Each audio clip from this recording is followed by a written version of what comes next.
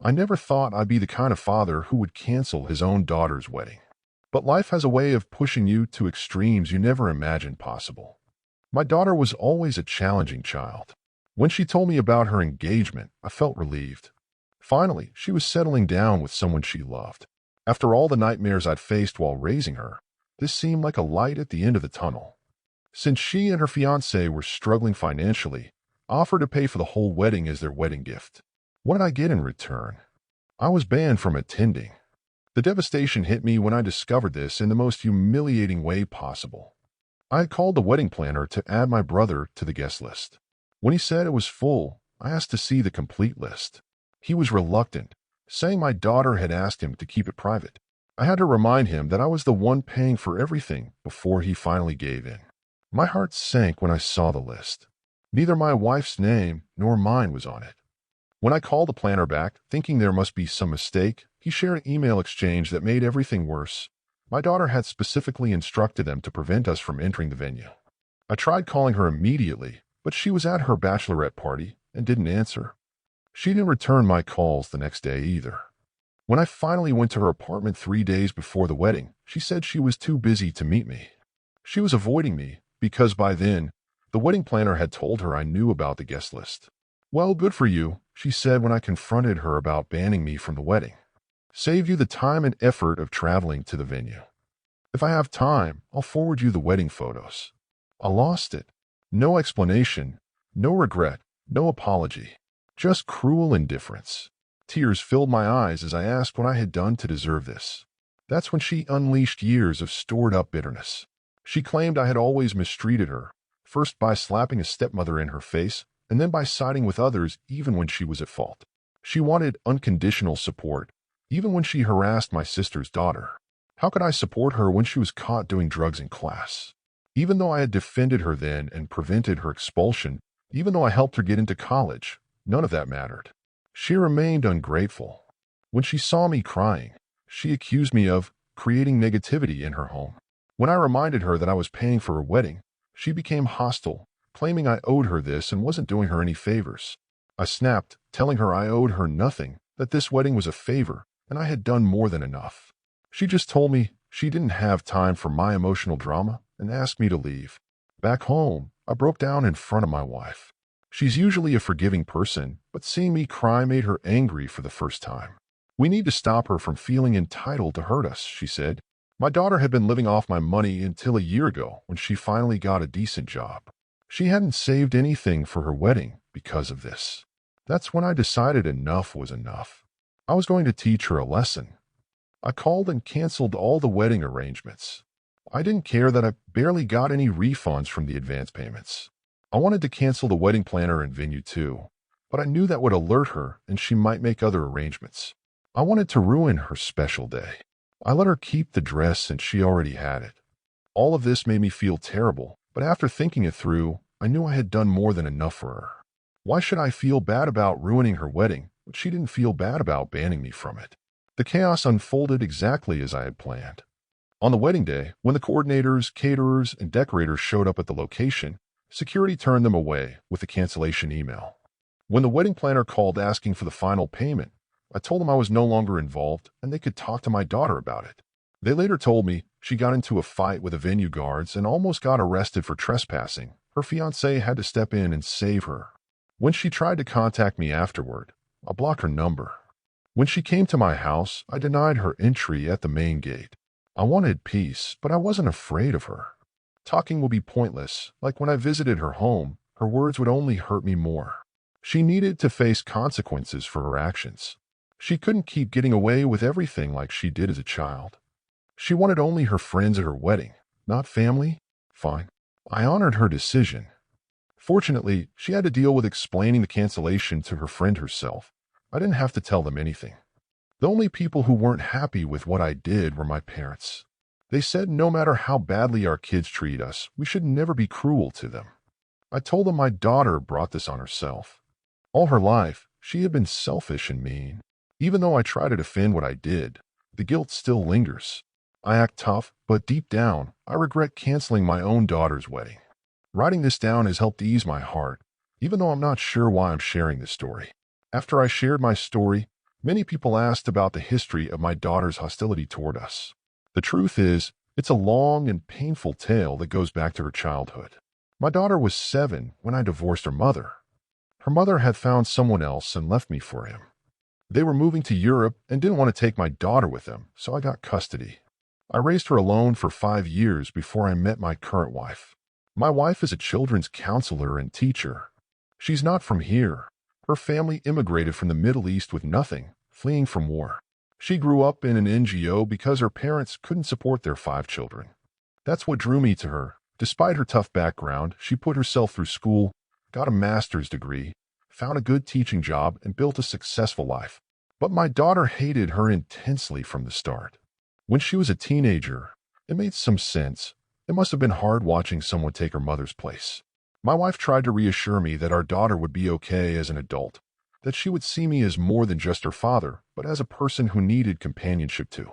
I'd hoped my daughter would appreciate that I had raised her alone for those 5 years.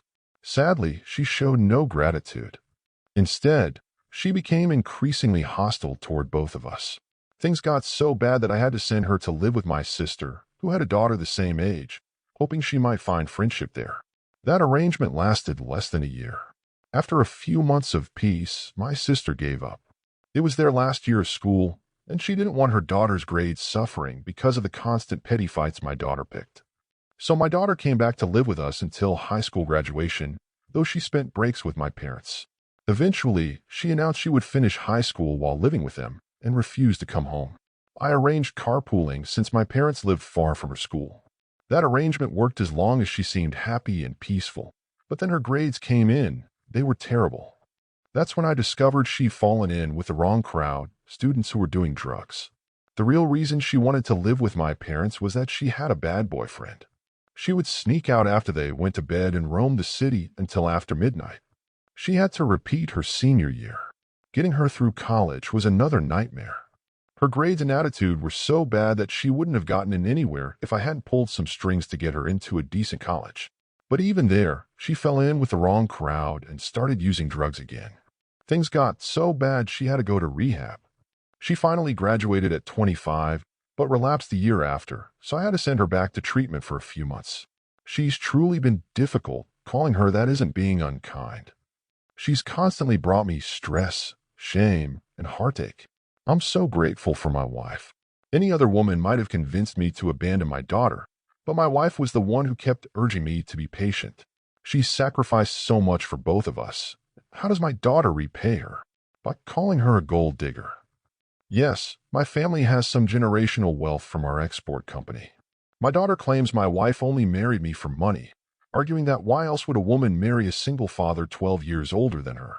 I don't know who put these ideas in her head. Her mother hasn't contacted either of us since the divorce. Last I heard, she was in Germany. After I canceled the wedding, my parents were upset and offered to cover the costs if my daughter wanted to reschedule. But she turned on them too, using harsh language and throwing them out of her house. She even blamed them for her high school drug use being discovered, though it was actually her teacher who found out. That's when my parents finally accepted my decision to cancel the wedding. I couldn't let my daughter keep hurting us whenever she pleased. I hadn't heard from her, so I had no idea what she was doing.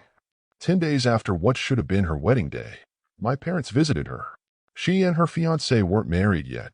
They were either planning a new date or had given up. I also blocked the credit card she still had access to. She hadn't used it much since getting her job, but I knew it would upset her. I didn't care anymore. After seeing how she treated my elderly parents who had always loved and protected her, I didn't feel guilty anymore. Sometimes the hardest decisions are the right ones. A year passed, and life seemed to move on.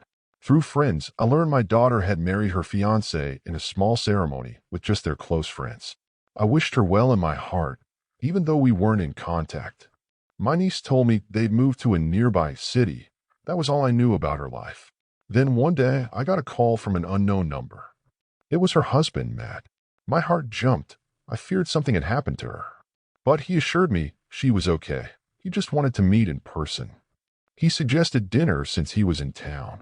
I went with high hopes, thinking maybe he was playing peacemaker, that perhaps my daughter was too embarrassed to approach me directly. But Matt came alone. When I asked about her, he dropped a bomb. They weren't together anymore. What he told me next broke my heart all over again. Throughout their marriage, my daughter had been abusive. She had serious anger management issues, throwing things and breaking household items during even minor disagreements. He put up with it as long as he could, but it eventually became too much. Matt explained that she had psychological problems and blamed others for any problems she faced. They'd had countless arguments after moving to the new city for his job, even though she found an equally good position there. She was angry at him for taking her away from her hometown. He wanted to apologize face to face. He admitted he'd seen how she treated me, my wife, and my parents badly, but hadn't intervened because she turned him against us too. He felt guilty for ignoring the warning signs and causing himself pain. I told him it wasn't his fault. It was my daughter's and partly mine for not raising her better. Then Matt asked me a favor. He said my daughter was begging him to take her back, devastated by the breakup. But after experiencing her abuse, he couldn't do it. Still, he cared enough to worry about her. She'd lost all her real friends because of her anger issues, and he thought maybe I could help get her into therapy. I told him I wished I could, but my daughter wouldn't let me near her. He understood, and we both agreed we'd help her if she ever let us. After that conversation, I decided to try seeing her. It didn't go well. She attacked me verbally. I come alone so my wife wouldn't have to witness her anger. I apologized, not caring about right or wrong anymore. I just wanted to help her. I told her she could say anything she wanted about me, but please see a therapist first. She wouldn't listen. Instead, she screamed about the past, saying she hated my wife so much she wanted to kill her. She admitted she'd been embarrassed by our marriage and ashamed to introduce my wife as her stepmother. That's why she'd banned us from her wedding. When I tried reasoning with her, she threw me out, blaming me for all her problems. But the story wasn't over. My wife suggested reaching out to my daughter's closest friend from school, Sarah, who now lived in South Africa. She was the only person my daughter had never fought with. I messaged Sarah on social media, explaining everything. She promised to help, and thankfully she did. My daughter finally agreed to therapy, and it seems to be helping. She visited my parents a week ago and apologized for her behavior. She admitted her hatred had grown so strong she couldn't contain it anymore. She still blames me for everything and says she'll never forgive me, but that's okay. I'm no longer angry with her. Though I'm not part of her life, I just want her to be happy. Writing this has helped me process everything. I hope no father ever has to face such intense hatred from their own child. But if sharing my story helps even one parent feel less alone in their struggles, then maybe some good can come from all this pain. Sometimes love means letting go, even when it breaks your heart. And sometimes healing happens in ways we never expected, through people we never imagined would help.